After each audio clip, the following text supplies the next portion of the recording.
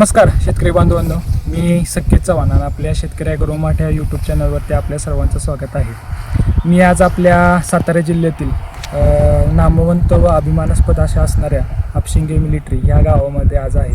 आणि ज्याप्रमाणे आपलं गाव देशामध्ये मिलिटरीमध्ये फौजींसाठी प्रत्येक घरामधून एक फौजी आपल्या देशाची सेवा करण्यासाठी जात आहे, त्याच पद्धतीने ह्या देशाचा अन्नपुरवठा करण्यामध्ये शेतकऱ्यांचा सुद्धा या गावातील मोठं योगदान आहे. आणि म्हणूनच आपण अशाच गावामध्ये आलेलो आहे. आपल्यासोबत आपल्या या गावचे युवा शेतकरी शुभम शिवाजी निकम उपस्थित आहेत आणि त्यांचा हा सोयाबीनचा प्लॉट आहे. साधारणतः 5 एकरावरती त्यांनी सोयाबीनची पेरणी केलेली आहे. आणि आपण त्यांना शेतकरी ॲग्रो मार्टच्या माध्यमातून पहिल्यांदाच त्यांना ट्रीटमेंट सगळी दिलेली आहे.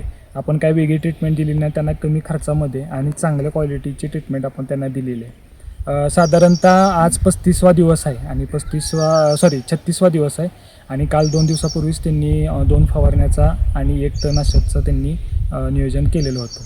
सर्वप्रथम जो पहिली आपण फवारणी त्यांना दिलेली होती ती 19व्या दिवशी होती.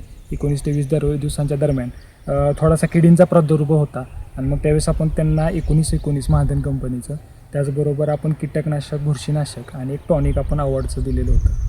तर आज त्याचा रिझल्ट आपल्याला दिसतो की नवीन पालवी फुटलेली आहे. त्या नवीन पालवीला कुठेही कीड लागलेली नाही आणि पूर्ण काळोखी आपल्या सोयाबीन प्लॉटवरती दिसत आहे. त्यानंतर त्यांनी 22व्या-23व्या दिवशी फ्युजिफ्लेक्स फवारलेलं होतं. तणनाशकचा चांगला त्यांना रिझल्ट मिळालेला आहे. आता कुठंही तणनाशक दिसत नाही आणि फ्युजिफ्लेक्स हे सिजेंटा कंपनीचं तणनाशक आहे.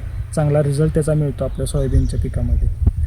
तिसरी फवारणी त्यांना आपण सजेस्ट केलेली होती की फुलकळीसाठी, कारण फुलकळी ही ह्या सोयाबीन पिकामध्ये महत्त्वाची मानली जाते. कारण की ज्या शेंगा आहेत ह्या फुलांपासून तयार होतात आणि जर फुलांचं प्रमाण वाढलं, त्याची संख्या वाढली, चांगली फुलं आली तर शेंगासुद्धा चांगले येणार आहेत.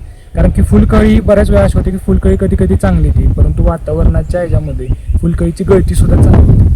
त्यासाठी आपण त्यांना महादनचं फ्लॉवरिंग स्पेशलचा ग्रेड आणि त्याचबरोबर डिवाइन कंपनीचं आपण टॉपर त्यांना फवारणीमध्ये दिलेलं होतं. फुलकळी चांगली येण्याच्या स्थितीमध्ये आहे.